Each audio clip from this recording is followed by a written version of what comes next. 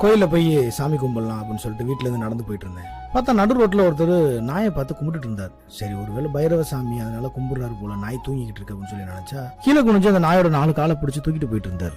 அதுக்கப்புறம் தான் தெரிஞ்சு அந்த நாய் இறந்துருக்குன்னு சொல்லி. கொலைஞர் உலையேற்றி தீமடுப்ப ஆமை, நிலையறியா தண்ணீர் படிந்தாடியற்றே, கொலைவள் பெருங்கூற்றம் கோல் பார்ப்ப ஈண்டை, வளையகத்து செம்மாப்பார் மாண்பு. உலையேற்றி அதுல ஆமையை போடும் போது இன்னும் கொஞ்ச நேரத்துல அந்த சூடு அதிகமாகி தான் இறக்க போறோன்றது அந்த ஆமைக்கு தெரியாது.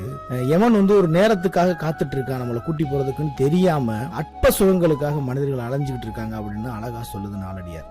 தன்னை தாண்டி யாரை பத்தியுமே கவலைப்படாத மனிதர்கள் இருக்கக்கூடிய இந்த பூமியில் இறந்து போன அந்த நாய் மேல மேலும் வாகனங்கள் ஏறி புண்படுத்திட கூடாதுன்னு நினைச்சு ஓரமா எடுத்துட்டு போன அந்த மனிதர் என் கண்ணுக்கு கடவுளா தான் தெரிஞ்சார். கோயில்ல போய் கடவுளை பார்க்கலான்னு கிளம்புன எனக்கு கடவுளே எதிரில தரிசனம் கொடுத்த மாதிரி